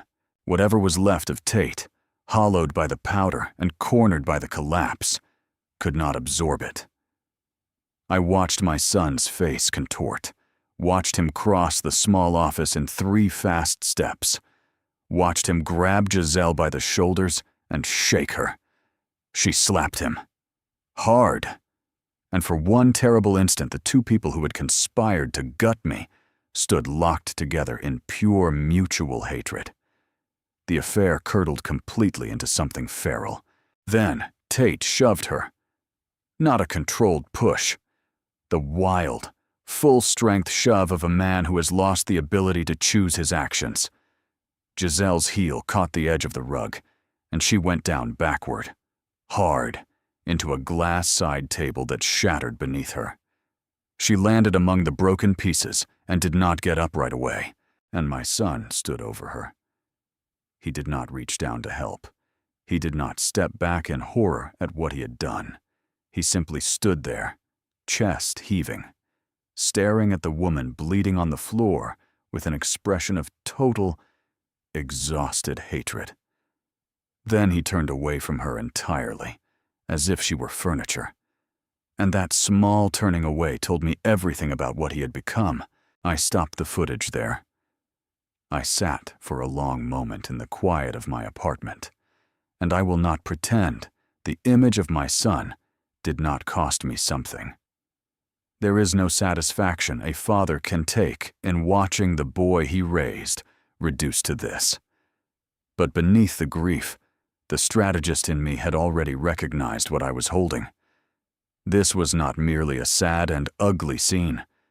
It was a weapon, the cleanest one yet, and it was pointed at a target I had not yet been willing to aim it toward.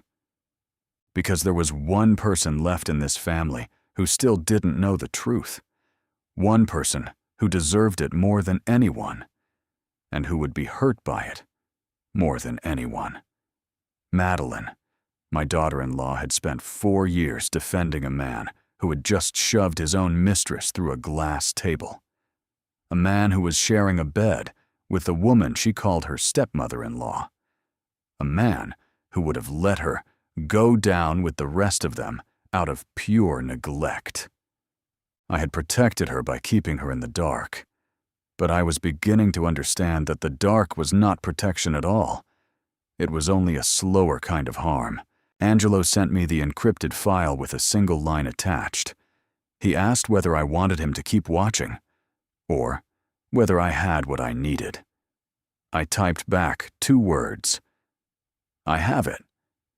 Then I forwarded the footage to a secure folder on my desktop and sat looking at the closed file for a long time. It was time to introduce my daughter-in-law to the truth, and I already knew that I could not soften it, because the only mercy left to offer her now was the whole of it. At once. I have always believed that the cruelest thing you can do to a strong person is to protect them from the truth. When you soften a devastating blow, you insult their intelligence, and you only prolong the wound. I loved Madeline like the daughter Ava, and I never had. And precisely because I loved her, I would not sit her down and hold her hand and feed her the betrayal in gentle spoonfuls. She deserved the whole of it, at once, so that she could begin healing from the real thing instead of slowly dying from a kinder lie. I did not call her. I prepared a sealed tablet loaded with 2 files, the audio I had gathered weeks earlier and Angelo's silent footage from the office, and I hired a bonded courier to place it in her hands the moment she came home from her shift. On the screen, before the files, I had typed a single line. "Do not look away from this. I am sorry. Whatever comes after, you and Reed are not alone." I was not in the room when she watched it. What I know, I pieced together afterward, from Madeline herself, in the calm and terrible voice she would speak with from that day forward. She had come home to chaos. Tate was already there, manic and packing, throwing suits into suitcases and rambling about frozen accounts and men who might be coming for him. He barely registered her. She had walked in expecting an ordinary evening and found her husband disintegrating. And into that confusion the courier had knocked, and she had carried the tablet into the kitchen, away from his noise, and pressed play. She told me later that the audio came first. The sound of her husband and the woman she had tried so hard to please, together, laughing, planning, mocking the old man who had given them everything. She said the heartbreak was physical, that she had to hold the counter to stay upright, that some part of her kept waiting for it to be a misunderstanding, right up until it could not possibly be one. 4 years of excuses, of late nights, of blaming herself for a coldness she could not name. All of it explained in a few minutes of clear, ugly sound. Then she watched the video. She watched her husband shove the woman through the glass and turn his back on her bleeding body.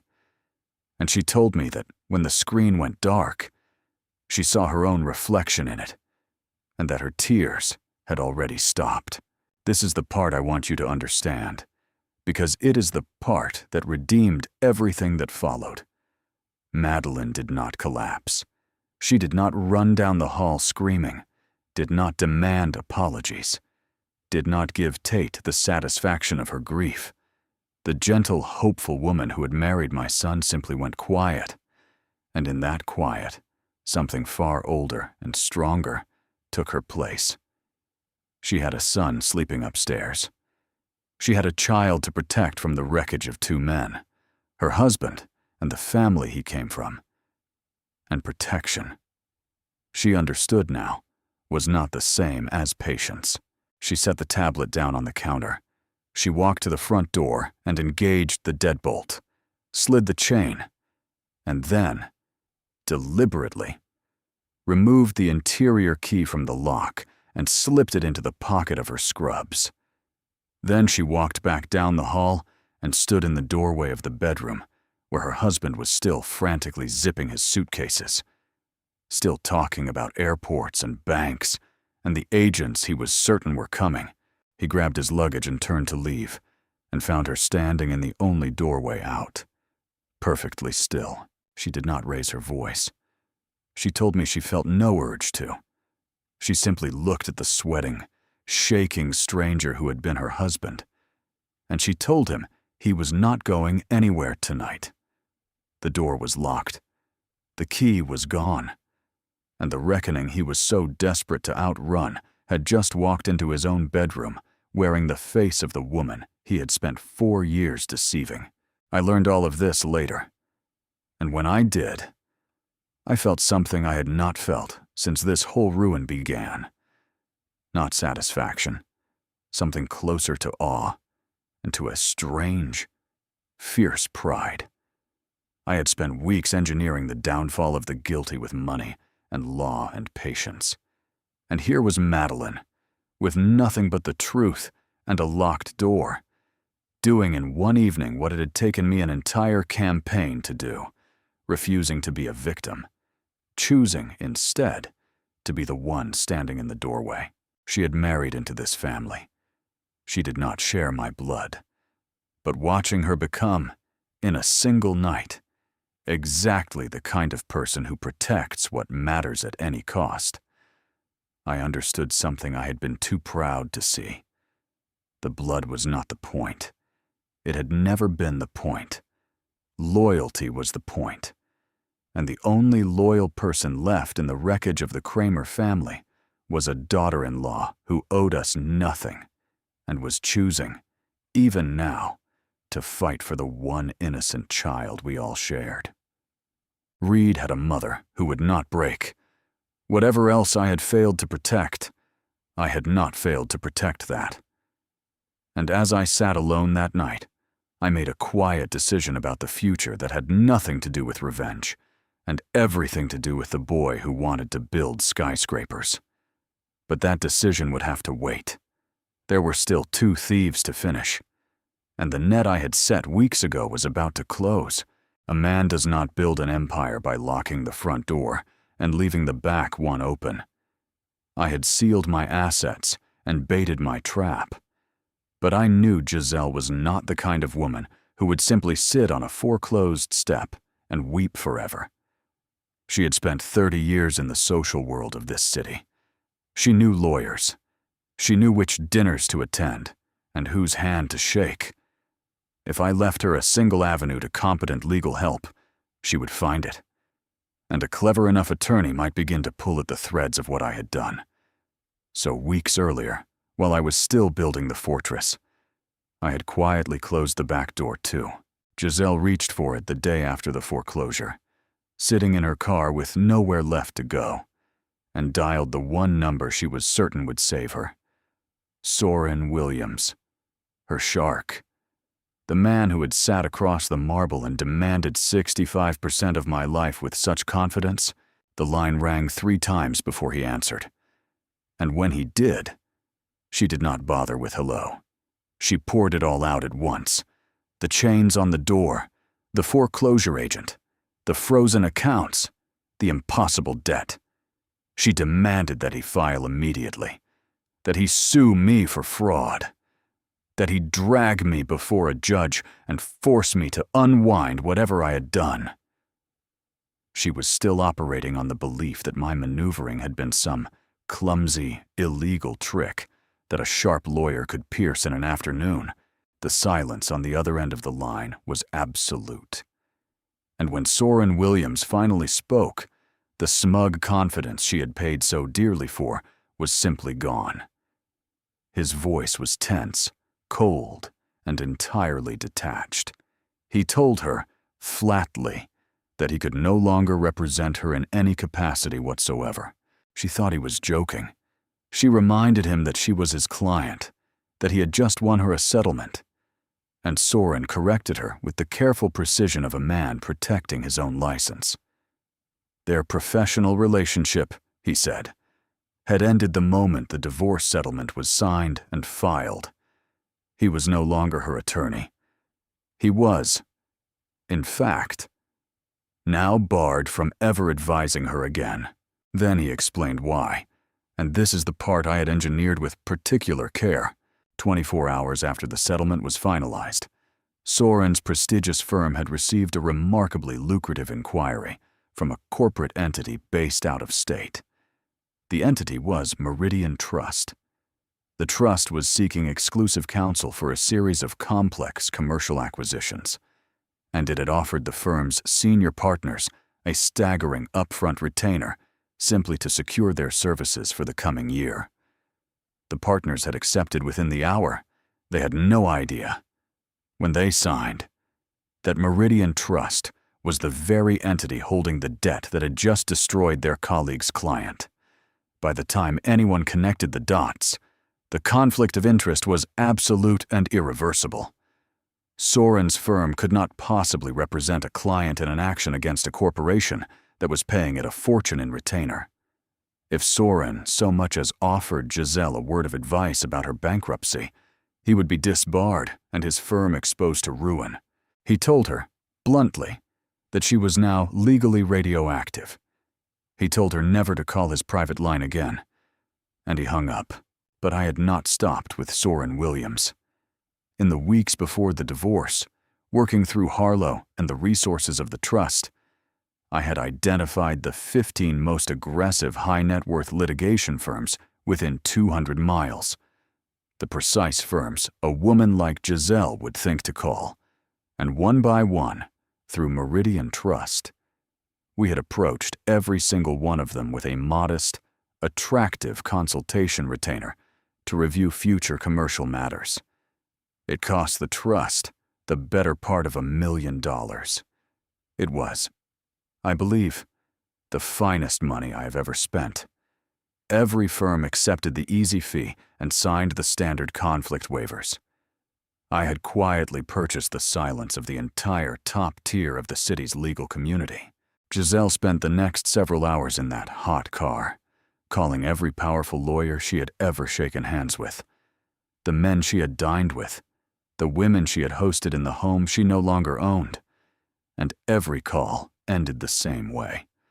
A receptionist would take her name, run a quick conflict check, and return to the line to politely explain that the firm was unable to take her case. No one would even schedule a meeting. She had been, without ever understanding how.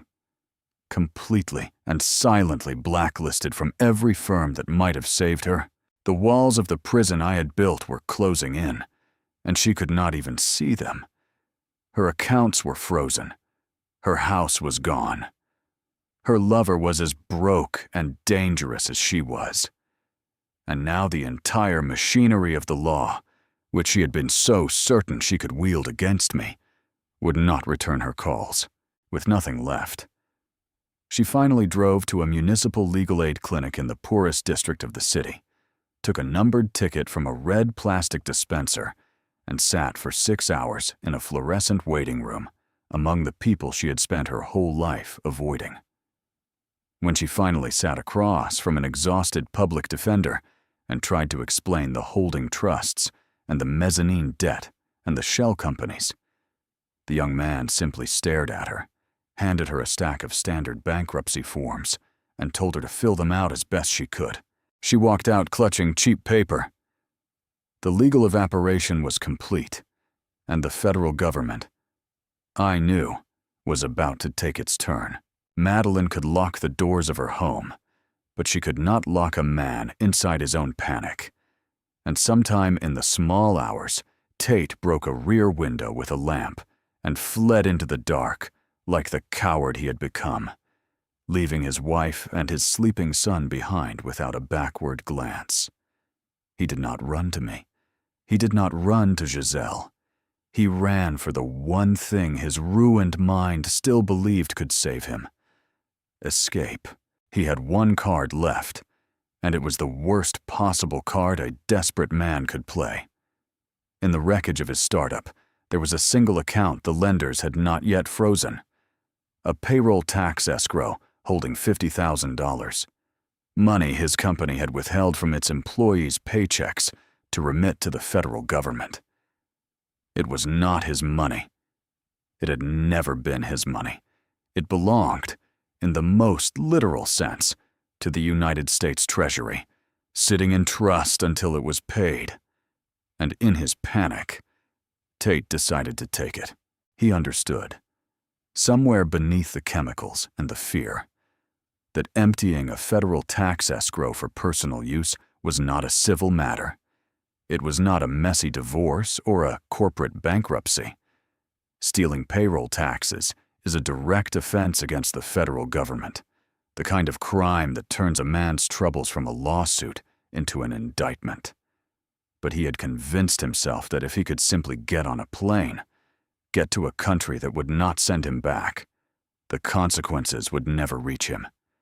So he wired the entire $50,000 into an offshore digital wallet, watched the confirmation appear, and felt, for one last deluded moment, that he had outsmarted everyone.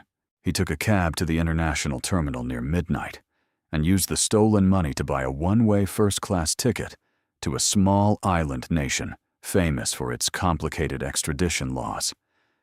For a few minutes, boarding pass in hand, the old arrogance flickered back to life.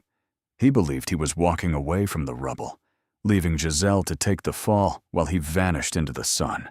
He walked to the security checkpoint, handed over his passport, and waited for the routine scan that would carry him through to freedom. The machine did not chime. The screen flashed solid red. The officer did not hand the passport back. He pressed a button beneath his desk and asked Tate, calmly, to wait for a moment. Less than 30 seconds later, a side door opened, and a woman in a dark jacket stepped out, flanked by 2 agents. Her name was Michaela Huber, 45 years old, a senior investigator with the Federal Financial Crimes Division, and she walked toward my son with the unhurried certainty of someone arriving exactly where she had planned to be. She placed him under arrest. Wire fraud, money laundering, the theft of federal payroll taxes, a deliberate attempt to flee the jurisdiction. The handcuffs closed, and the bright, brittle world Tate had built on other people's money ended with a single metallic click in a quiet airport terminal. He thought he had run from the divorce. He had sprinted directly into a federal trap I had set weeks before, because here is what Tate never understood. That second dossier, the one I had ordered Marcellus to compile and hold while I built the fortress, I had not kept it in a drawer for the divorce. 3 days before the family dinner, I had submitted the entire package, the forged federal documents, the charitable funds laundered through Josiah Duffy's phantom nonprofits, the wire transfers, all of it, directly to the Federal Financial Crimes Division. The government moves slowly when it builds a case, but it moves with terrifying speed when a primary suspect tries to cross a border with stolen funds. The flag on Tate's passport had been live for days, waiting. His decision to steal that $50,000 was not his escape. It was the final nail he hammered into his own coffin, upgrading his crimes from corporate fraud into a federal offense that carries a mandatory minimum of 10 years, and cornered men, I have learned, have no loyalty left to spend. In the interrogation room, facing a decade in a federal prison, Tate did not hesitate. He gave them Giselle on a silver platter, casting himself as the naive young victim of a manipulative older woman, swearing she was the true architect of everything. The agents had heard such stories before, and they wanted proof, not a bitter man pointing fingers at his ex-lover. So Tate gave them proof, and in doing so, he revealed something even I had not known. He told them that the real estate scheme was not Giselle's first crime against me. Years earlier, long before the affair, she had quietly taken control of our joint tax filings to hide a mountain of secret personal debt. And for 3 consecutive years, she had falsified our federal returns, fabricating losses to steal refunds, forging my signature on every single one. He had kept copies as insurance in a safety deposit box, and he handed the agents the location and the keys. The moment the agents heard the words forged federal returns, the room changed. Stealing from a husband is a civil matter. Defrauding the federal government through forged tax filings is a felony that mobilizes entire agencies. Within hours, a federal team recovered the documents. Giselle was no longer facing a civil bankruptcy. She was about to be hunted by the most relentless financial investigators in the country, betrayed in the end by the very man she had thrown her life away to protect. Marcellus called me that night with 2 words. It's done. I set down the phone, and for a long moment I simply sat in the dark, a father who had just watched his son hand the law everything it needed to bury them both. Federal scrutiny works on a person the way acid works on metal, quietly and without mercy. And within a day of Tate's confession, Giselle found herself utterly alone. She went first to the one door she imagined might still open for her. She walked to Madeline's townhouse, the home of the daughter-in-law she had betrayed alongside my son, and she stood on the porch, ringing the bell and weeping into the intercom. Madeline did not answer. She did not so much as speak through the speaker.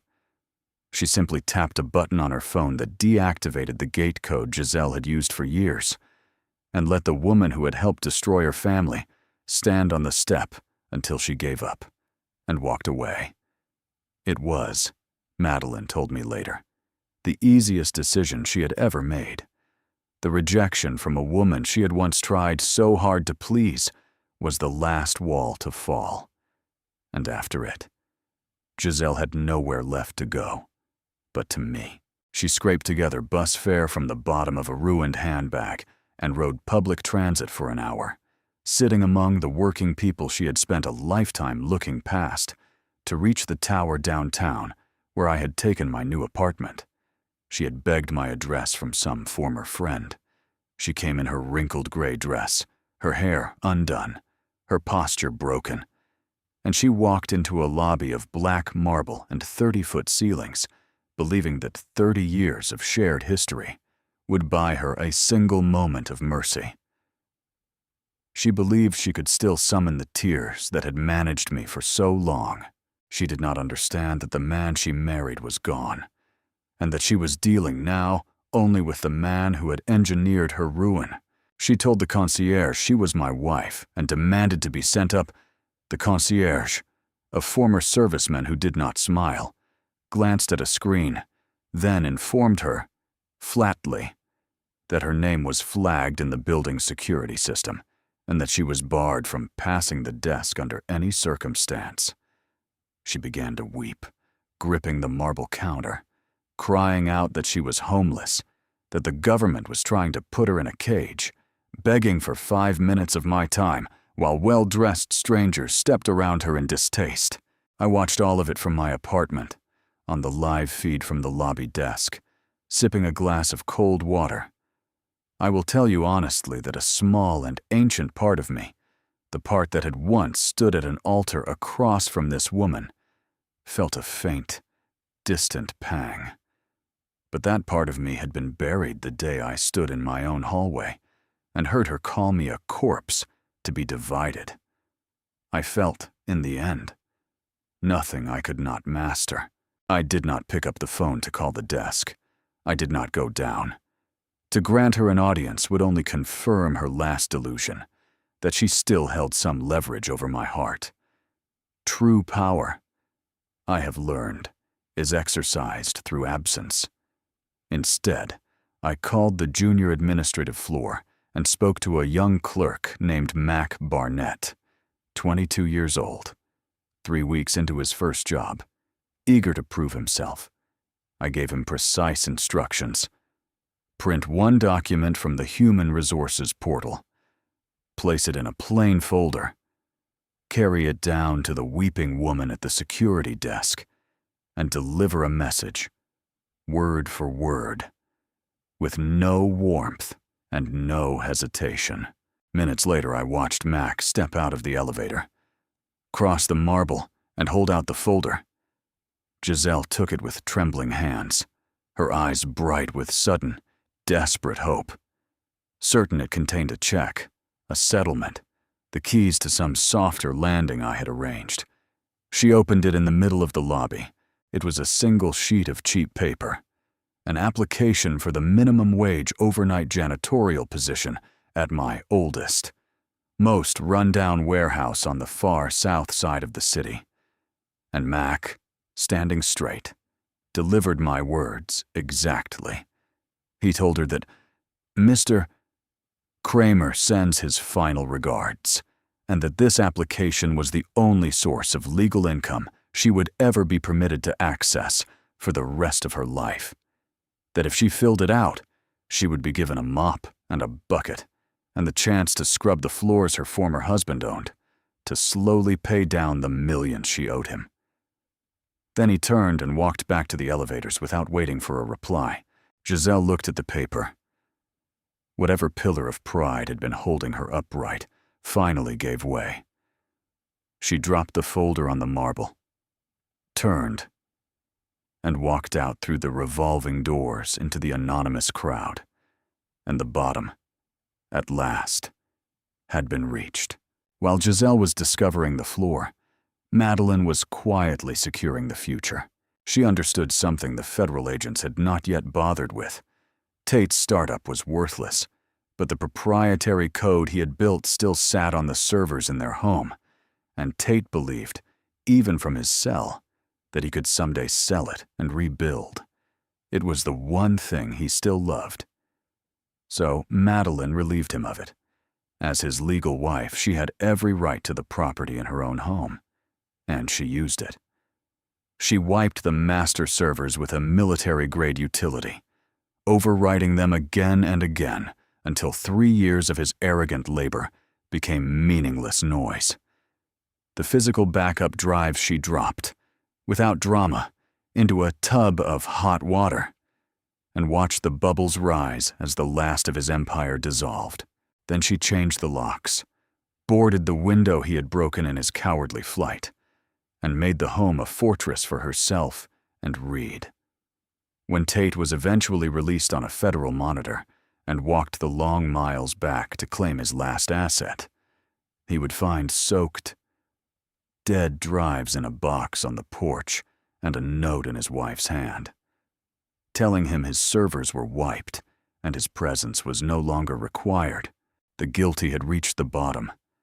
Now it was time to give them the final accounting, and to begin, at last, the only part of this story that was ever truly worth telling.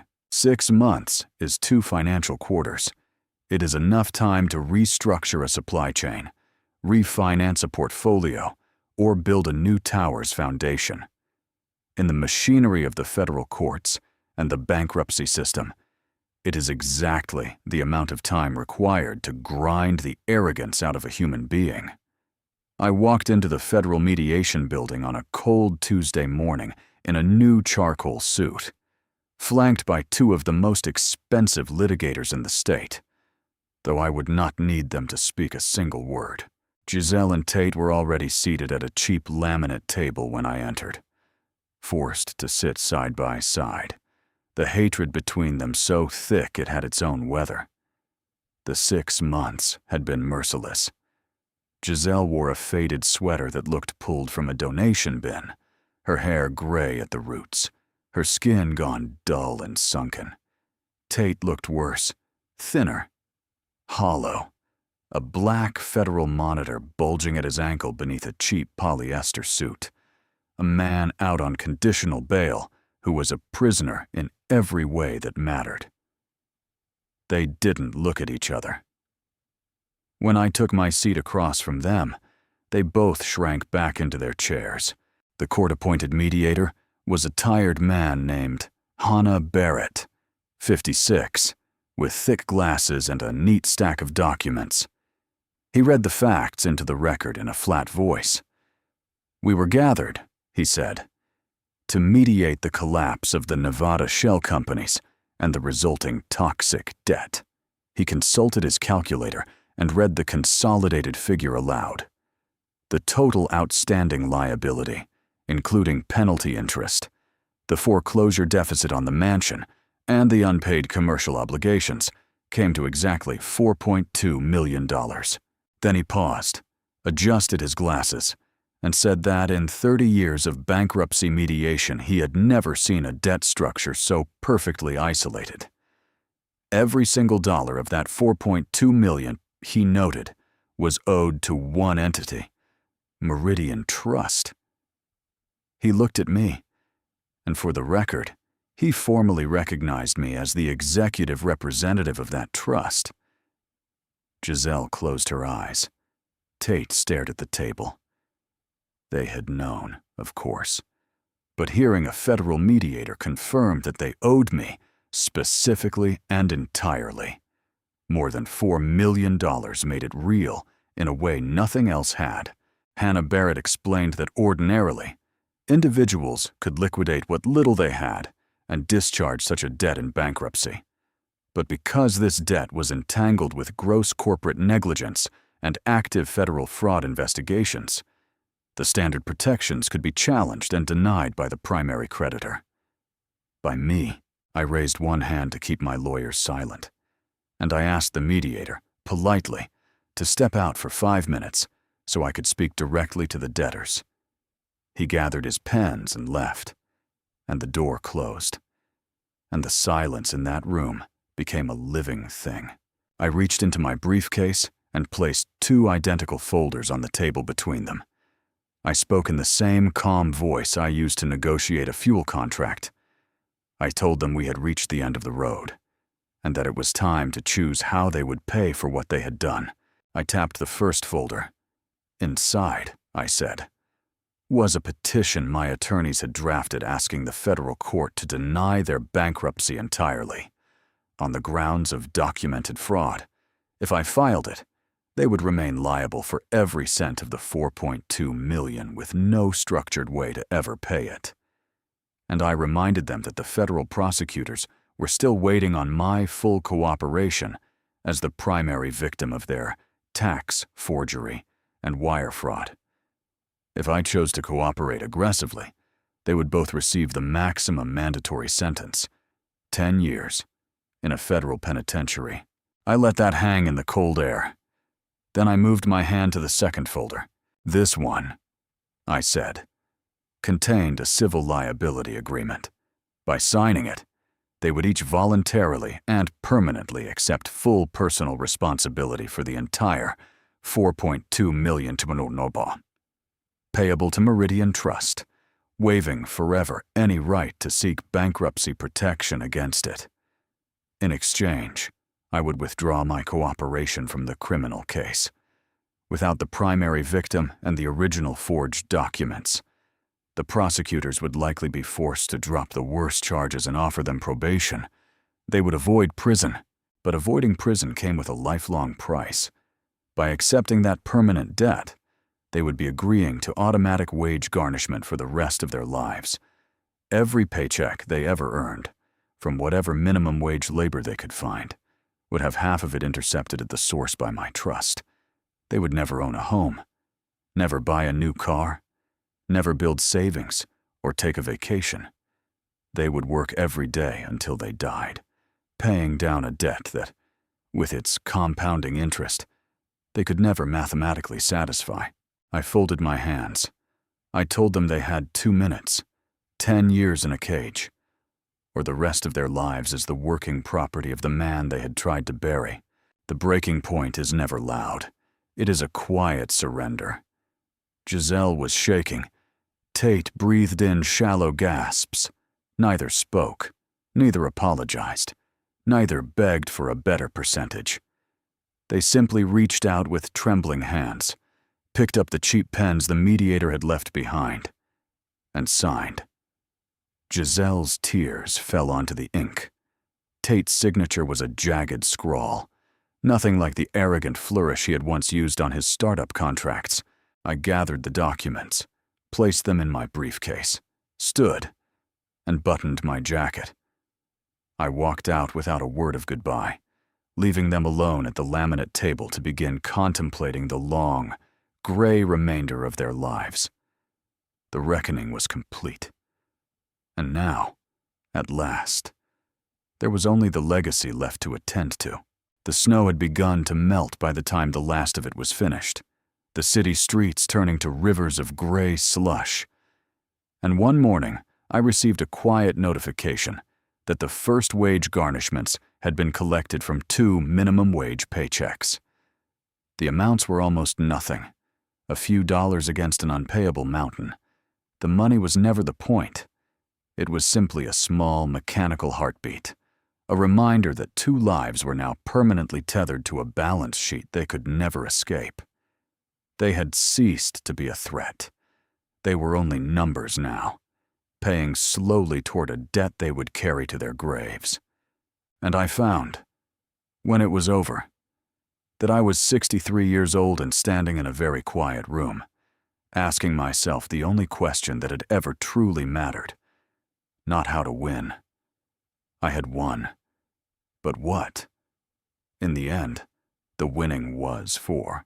I had built a fortress to protect a fortune, and the fortress held. But a fortress is a useless thing if there is no one left inside the walls worth defending. I had assumed, in my bitterest moments, that I would sell it all to some faceless conglomerate and spend my last years walking empty beaches. A man who had learned that family was a lie and wealth bred only greed. I had been wrong. I had simply been looking at the wrong branch of the tree. Over those long months, I had watched Madeline become something I did not have a word for. She had taken the worst thing a person can survive and refused to let it make her small. She finalized her own divorce with a cold efficiency that would have frightened me if I had not recognized it so well. She sold the townhouse, moved herself and Reed into a clean new place in the city.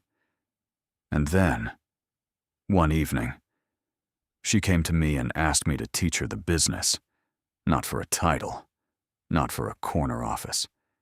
She asked to start at the bottom, in the distribution centers, learning the brutal arithmetic of the work the way I had learned it 40 years before. I watched her absorb it all with that same steady, unbreakable mind. And I understood at last the thing I had been too proud and too wounded to see. The blood of this family had betrayed me. My own son had taken another man's name and tried to bury me. And the only loyalty left standing belonged to a woman who shared none of my blood at all, who owed me nothing, and who had chosen, again and again, to protect what mattered when it would have been so much easier to break. So I made my decision, and I made it the way I had made every important decision of my life. Quietly, completely. And in writing, I transferred control of everything, the trust, the towers, the whole of it, not to a board, not to a buyer, but to Madeline, to be held and built, and one day passed to Reed. The boy who wanted to build skyscrapers would inherit a clean name and a real legacy, and his mother would guard it until he was ready. On a clear Friday, I took them both to the top of a new tower I had purchased, the tallest glass building in the finest part of the city, and we rode the elevator to a corner office full of light. We walked out onto the wide balcony, and the cold wind pulled at our coats, and below us, the whole sprawling city looked like something small enough to hold in a hand. Somewhere